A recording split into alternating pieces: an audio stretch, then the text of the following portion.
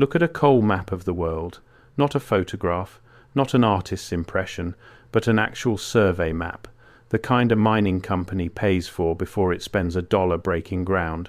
You notice something strange almost immediately. The coal does not sit in random blobs. It runs. It runs in bands and sheets and long straight belts, and those belts turn up under continents that have nothing to do with one another. Under the hills of Pennsylvania, under the green valleys of Wales, under the flat plains of Poland, under the frozen edge of Antarctica, under the sea floor off the northeast coast of England, level, continuous, stacked in layers as clean and as parallel as the pages of a closed book.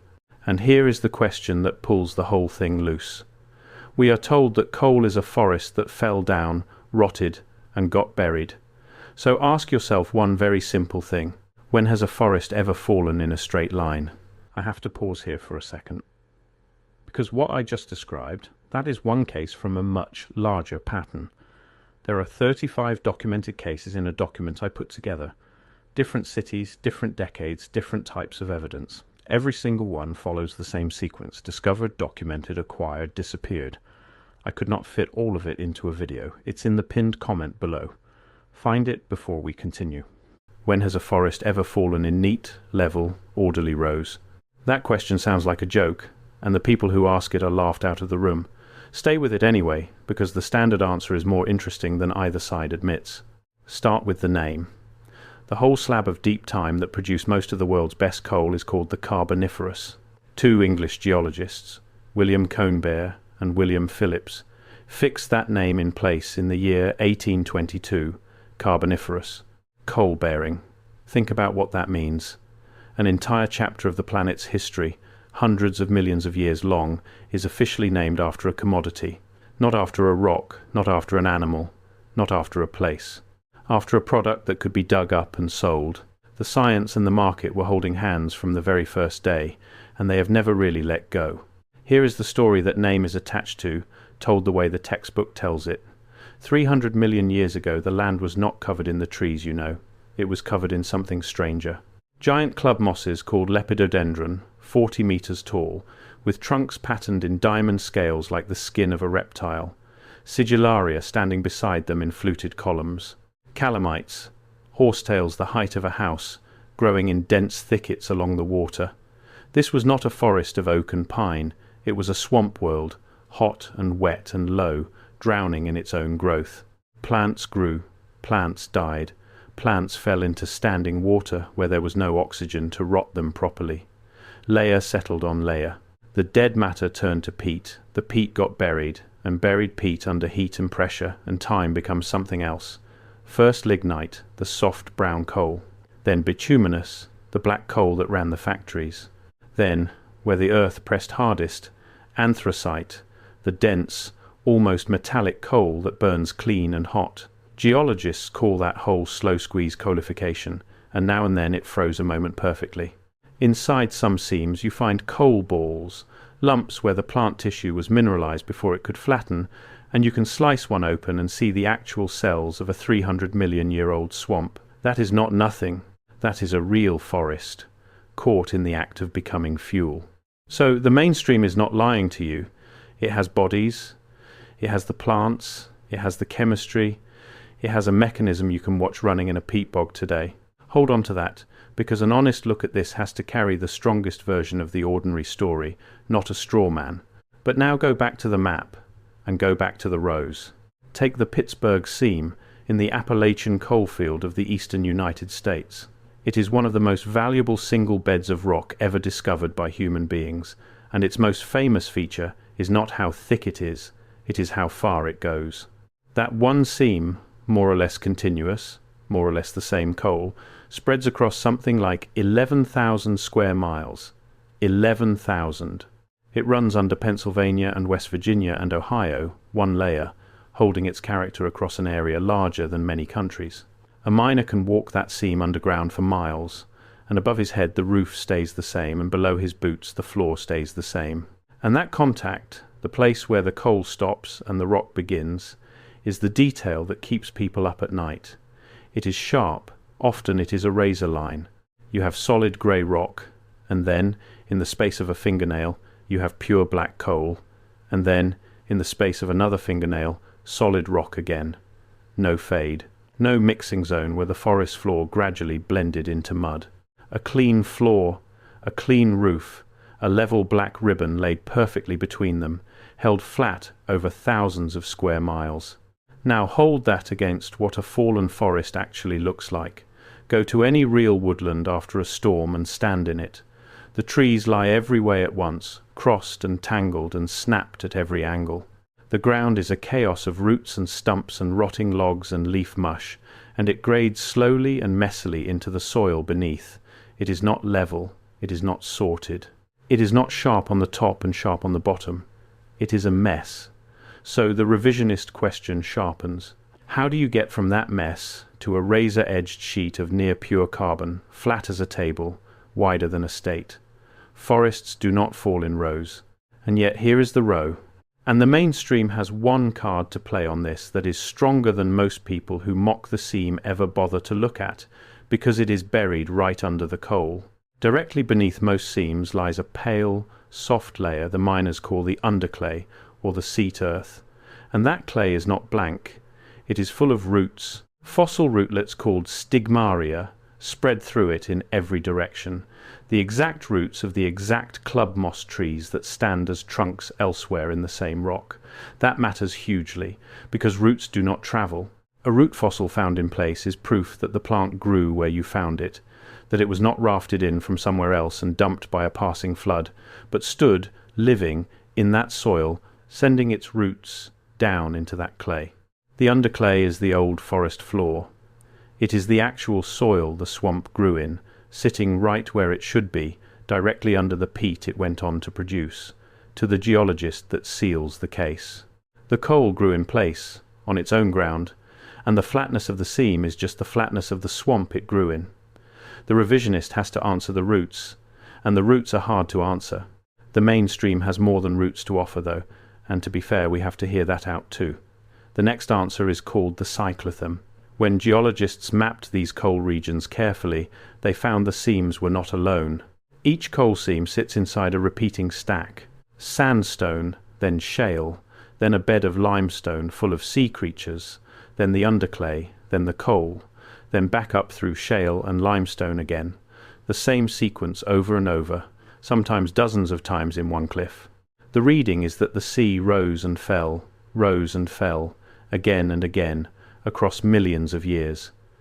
When the sea pulled back, a swamp forest spread across the flat coastal plain and made a bed of peat. When the sea came back in, it drowned the swamp and dropped marine mud on top of it, sealing it. Then out again, another swamp, another seam, a metronome running for ages. In that reading, the flatness is not mysterious at all. The coal is flat because the coastal plain was flat and the shallow sea was flat, and a flat world makes flat layers. The straight belt is just the old shoreline, and shorelines are long and straight. That is a genuinely strong answer. The sea breathing in and out, a slow tide measured not in hours but in epochs, tucking each drowned forest under a marine blanket. It explains the stack. It explains the sharp roof, because the flooding was quick compared to the growing. It leaves you with a picture of enormous patience, the earth doing the same thing 4 times without getting bored. But it also quietly hands the skeptics their next question, and the question is about time. Go to the coast of Nova Scotia, to a place called Joggins.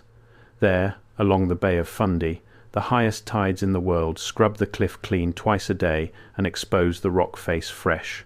And standing in that cliff, sticking straight up through the flat layers, are fossil trees, not lying down, standing, upright trunks, some of them several meters tall, cutting vertically through beds that supposedly took thousands of years each to form. Geologists have a name for these: polystrate fossils, many layers. A single tree passing through many layers of rock at once. Now think carefully about what that seems to say. If each layer took 1,000 years to lay down, and one tree stands through 10 of them, that tree stood there for 10,000 years without rotting and without falling, patiently waiting to be buried an inch at a time. That is absurd on its face, and the revisionist points at it and says, "There, that is your proof. These layers did not take ages. That tree was buried fast, all at once, whole. Something came through and dropped a great depth of material in one violent event and stood the forest up in its grave. A flood, a reset, the great burial. And this is exactly where an honest account has to slow down, because the standard science looked at Joggins first, and looked at it hard, and the man who looked hardest was not a fool. Charles Lyell, the most influential geologist of the 19th century, visited Joggins in the year 1842. His friend and colleague, the Nova Scotian geologist John William Dawson, walked those cliffs for decades. In the year 1852, the two of them, working together, cracked open the inside of one of those upright fossil stumps and found inside it the bones of a small reptile. They named it Hylonomus. It is one of the oldest reptiles ever discovered, and it was found sheltering, or trapped, inside a hollow standing tree. Here is what the careful reading concluded, and it is subtle. The upright trees are real, and they were buried fast. But fast is a local word, not a global one. A river in flood, a collapsing bank, a sudden dump of sand across a delta can bury a stand of trees where they grew in a single season, quickly enough that they do not fall and do not rot. That is not a planet drowning. That is one riverbank having a bad year. So Joggins does not show you a global flood. It shows you fast moments living inside long patience. The stack as a whole is slow. Individual pages of it turned in an afternoon. The cliff is not a single event, and it is not pure gradual crawl. It is a clock, and a clock has both a slow hand and a fast one. Joggins is now a UNESCO World Heritage Site, and it is protected precisely because it captures that double reading in one place. The revisionist sees the fast hand and forgets the slow one. The honest answer needs both hands on the same face. Fine, but the map still has one more thing to explain, and it is the biggest thing of all. The rows do not just run across one continent, they run across the ocean, and they match. Look at the great coal belts of the Northern Hemisphere, Appalachia in America, the coal fields of Wales and the English Midlands across the Atlantic, the Ruhr in Germany, Silesia in Poland, the Donbass in Ukraine. For a long time this looked like a coincidence, the same kind of coal of the same age scattered across 5,000 miles of separate lands. Then continental drift arrived, and the coincidence dissolved into something cleaner and stranger. 300 million years ago those lands were not separate. They were pressed together into one supercontinent, Pangaea, and all those coal fields were not scattered at all. They were one belt. One vast equatorial swamp running through the middle of a single joined land, later torn into pieces and rafted apart as the Atlantic opened between them. Appalachia and Wales were once neighbours in the same forest. The mainstream says the map was one map, and then time and drift cut it into the continents we know. The revisionist looks at the very same fact and pulls it the other way. Same map, they say, different clock. If the coal belt was one connected thing, then maybe the event that made it was one connected thing too. One great burying that laid a single sheet of carbon across a whole world in one motion, and the tearing apart came after, faster and later than we are told. It is the same evidence, one continuous belt across what is now many nations. The argument is only ever about the speed of the hands, never about the shape on the wall. And the shape keeps turning up in places a swamp has no business being. Off the northeast coast of England, the old coal miners of Northumberland and Durham did not stop at the shoreline. They followed the seams out, under the North Sea, digging beneath the waves, hauling coal from rock that now lies under salt water. In Nova Scotia, the miners of Cape Breton did the same, chasing the coal out under the Atlantic itself. Antarctica, a continent buried under a mile of ice, holds coal seams in the transantarctic mountains, coal that means that frozen desert once sat warm and green somewhere near the equator. Coal under the sea, coal under the ice. A forest, we are told. In every place a forest could not now stand. To the mainstream that is a triumph, the ultimate proof of drift and deep time, the continents caught wandering. To the revisionist it is one more flat black sheet, appearing exactly where the neat story says it should be, impossible, and appearing anyway. And the amounts do not sit easily either. To make a single foot of coal you need something on the order of 10 to 20 feet of packed, compressed plant matter, squeezed down like a car in a crusher. Now picture a seam that runs 8 feet thick and holds that thickness across 11,000 square miles, and run the arithmetic backward on the original forest that had to grow, fall, pile up, and compress to leave that behind. The numbers turn strange. Age after age of unbroken burial, the dead plants arriving faster than anything could rot them, the basins sinking at just the right pace to keep swallowing the debris without ever spilling it or drying it out. A balance held for a span of time the human mind was simply not built to feel. The mainstream says the balance held because the tectonics and the climate and the sea level all happened to line up in that one tropical window. The revisionist says a balance that perfect for that long looks less like an accident and more like a hand resting quietly on the scale. Both of them are standing in front of the same impossible tonnage. Neither of them, if you press them honestly, finds it ordinary. Somewhere in this a certain video always gets shared, the one that argues there are no forests on a flat earth. Before I go further, that document in the pinned comment. If you have not found it yet, go there now, because everything I cover in these videos is one piece of a pattern that only becomes visible when you see all 35 cases together. The document shows you the full pattern. What I can show you here is the surface. What is down there is everything underneath it. Pinned comment, now, then come back. That the mesas and buttes of the American West are not rock at all, but the sawn-off stumps of trees so vast we cannot perceive them as trees, and that coal is simply the debris of that lost giant forest raked into rows. And it is worth saying plainly where that idea breaks, because refusing to check it is how you stay fooled. A tree, however large, is made of cellulose and lignin, and it grows in rings, and its trunk is full of the cellular plumbing that moved water up and sugar down. Cut a petrified tree in Arizona and you see all of it, rings, bark. Cells turn to stone, but still unmistakably the anatomy of a tree. Cut a mesa or slice the rock around a coal seam and you find bedding, grains of sand, layers of mud, marine shells. Not rings, not bark, not the body of a tree at continental scale. The stump reading fails the knife test. There is no giant tree there. So why does the idea refuse to die? Not because the geology supports it, because of the rows. Because the mind is a pattern engine, and when it sees straight lines and level sheets and belts marching across continents, it reaches for intention, for a maker, for a felling, for a plan. It is easier to feel a straight line was drawn than to accept that a flat, patient world made flat, patient layers on its own. The Flat Earth stump video is wrong about the trees. But it is wrong for a reason worth understanding, and the reason is the same instinct that made you pause at the top of this. Forests do not fall in rows. The line looks made. And here is the twist the revisionists mostly miss, because it is more unsettling than a lost giant forest. There is a real hole in the mainstream story, and it is a live scientific fight, right now, in the journals. It is called the fungal gap. The puzzle is this. During the Carboniferous, the Earth buried a staggering, disproportionate amount of carbon as coal, far more than in the ages before or since. Why then? Why that one window? In the year 2012, a team led by Deanne Flouders published a paper in Science with a bold answer. Lignin, the tough polymer that makes wood woody, is very hard to rot, and the fungi that today can break lignin down, the white rot fungi, had, according to their genetic clock, not yet evolved. So for a stretch of deep time, trees learned to make wood before anything learned to eat it.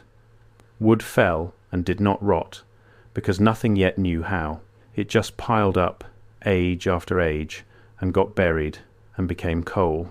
The great coal window, in that reading, is the gap between the invention of wood and the invention of the thing that destroys it. It is a beautiful idea, and it might be wrong, and that is the point. In the year 2016, another team, led by Matthew Nelson, pushed back hard. They argued the timing does not line up, that white rot may have been around earlier, and that the real reason for all that coal is duller and more physical. The right climate, the right flat, wet, sinking basins in the right tropical places at the right time, tectonics building the perfect graves for carbon.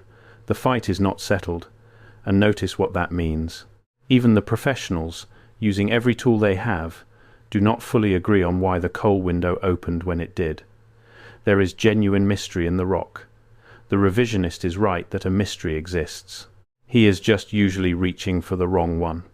A flood or a felling, when the real open question is quieter and stranger and sitting in a peer-reviewed journal with citations.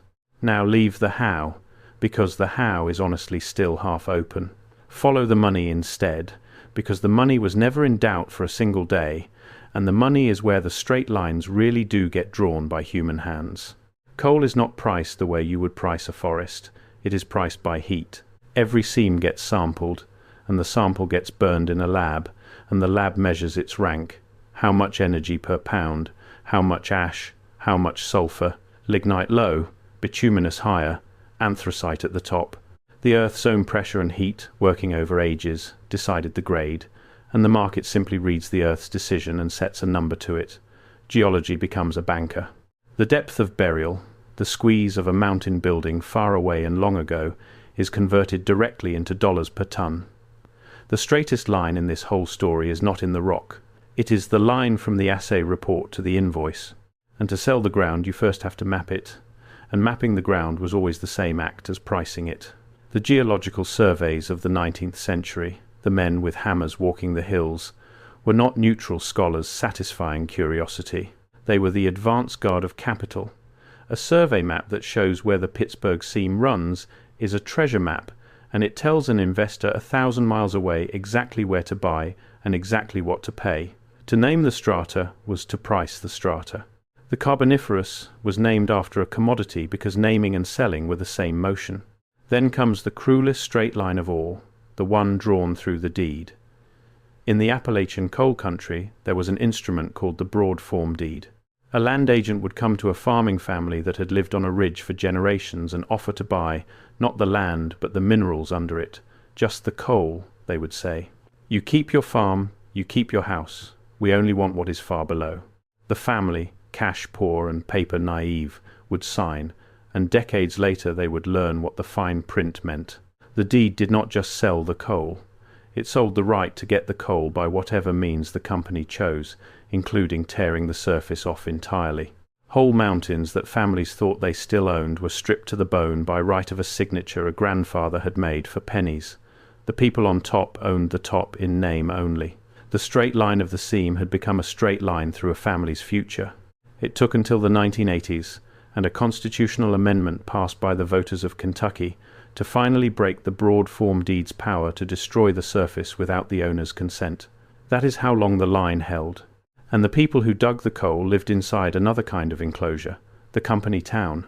The company owned the mine, and it also owned the houses the miners slept in, and the store where they bought their food, and it paid them, often not in dollars but in scrip, a private currency good only at that same company store. So a man could work a full week hauling black rock out of a flat seam 300 million years old, and end that week owing the company money, having never touched a coin he could spend anywhere else. He lived on top of one of the most valuable substances on Earth and could not afford to leave the town that sat on it. When they pushed back, the answer came in a sentence that tells you everything. In the year 1902, the anthracite miners of Pennsylvania went on strike, in coalfields controlled by railroad monopolies that owned the mines and the tracks that carried the coal. Both the president of one of those companies, George Baer, wrote in reply to a plea for compromise that the rights and interests of the labouring man would be protected and cared for, not by labour agitators, but by the Christian men to whom God in his infinite wisdom had given control of the property interests of the country. Read that again. The straight belt of coal under Pennsylvania was, in that man's own words, handed down by God to men like him. The seam was not just an asset, it was a divine right. The flat black line in the rock had been claimed all the way up to heaven. Baer's sentence was so nakedly arrogant that it backfired. The public recoiled from it, and for the first time in American history a president stepped into a strike, not to crush the workers, but to force the owners to the table. Theodore Roosevelt threatened to send in the army, not to break the strike as armies usually did, but to seize the mines and run them himself if the operators would not negotiate. The men who believed God had handed them the seam suddenly found their own government willing to take it back out of their hands, and they folded. A commission was appointed, the miners won shorter hours and better pay, and the country learned that the divine right of the coal owner had limits after all. But notice, again, what the whole enormous fight was actually about. Not the plants, not the swamp, not the 300 million years. It was about who held the paper on a flat black line in the rock, and about what that paper allowed them to do to the human beings who happened to be standing on top of it. And because the line runs under every continent, it became a prize that nations went to war over. The Ruhr coalfield made German industry, and armies marched to hold it and to take it. Silesia was fought over and partitioned for its coal. The Donbass, that same old Carboniferous belt running east under Ukraine, has been a strategic prize in war after war, including wars being fought in living memory. After the last great European war, the statesmen who wanted to make another one impossible reached, of all things, for the coal. In the year 1951, they bound the coal and steel of France and Germany and their neighbours together into a single authority, the European Coal and Steel Community, on the theory that nations sharing the seam could not easily march across it. The Union of Europe was built, first, on a shared coal ledger. The straight line under the ground drew the borders above it, and every so often the ground reminds everyone what it really is. In parts of the world the seams are on fire. In New South Wales, in Australia, there is a place called Burning Mountain, Mount Wingan, where a coal seam has been burning underground, slowly, for something like 6,000 years. In Germany, the Brennenderberg, the Burning Mountain, has smouldered since the 1700s. And in Pennsylvania, in the town of Centralia, a seam caught fire in the year 1962 and has been burning underneath the town ever since, for more than 60 years, hot enough to crack the roads and open smoking pits, until the town was condemned and nearly everyone left. Coal is compressed sunlight, 300-million-year-old summers pressed into stone, and when it catches, it releases that trapped sun as fire that will not go out in a human lifetime. The seam does not care who signed the deed. And now, in our own moment, the line is being drawn one more time in the opposite direction, and this may be the strangest turn of all. For 2 centuries, the seam was the most bankable thing a person could own. Coal in the ground was money in the bank, valued, mortgaged, inherited, fought over, blessed from the pulpit. Now watch what is happening to that same black ribbon. Governments have begun to put a price on carbon, a cost per tonne charged not for digging the coal up but for burning it, and that one change turns the whole ledger upside down. The very heat that made the coal valuable in the first place, the trapped 300-million-year-old sunlight, is being repriced as a liability, a debt owed against the sky. The market even has a phrase for a seam that can no longer be profitably burned. It calls it a stranded asset. Trillions of dollars of coal, coal that was mapped and deeded and assayed and owned, coal that generations of straight lines were drawn through, is being quietly moved from the asset column into the liability column. And the rock did not change to do it. The paper changed. The seam is lying exactly where it always lay. Only the sign in front of the number has flipped from plus to minus, which tells you one final time that the lines that ever really moved in this story were never the ones down in the ground. So where does that leave the question we started with? The rows are real. Stand at Joggins and see the layers. Walk the Pittsburgh seam and see it hold flat and sharp across 11,000 square miles. Unfold the map and watch the coal belt cross 5 nations that were once one land. The mainstream reads all of it as a flat, patient, breathing world laying flat, patient sheets, and it carries real bodies, real plants, real chemistry to back the reading, and it is honest enough to admit that it still argues about why the great window opened. The revisionist reads the same lines as a made thing, a felling, a flood, a reset, and he is wrong about the giant trees, and probably wrong about the flood, but he is right about the one thing that matters most. Somebody drew straight lines through this coal, not 300 million years ago. Recently, in deeds and surveys and scrip and treaties, and the confident sentence of a man who believed God had handed him a seam. The forest did not fall in rows, but the ownership did, and the sharpest, straightest, most deliberate line in the entire story of coal is not the one in the rock at all. It is the one on the paper that says who gets to burn it. Make of that what you will.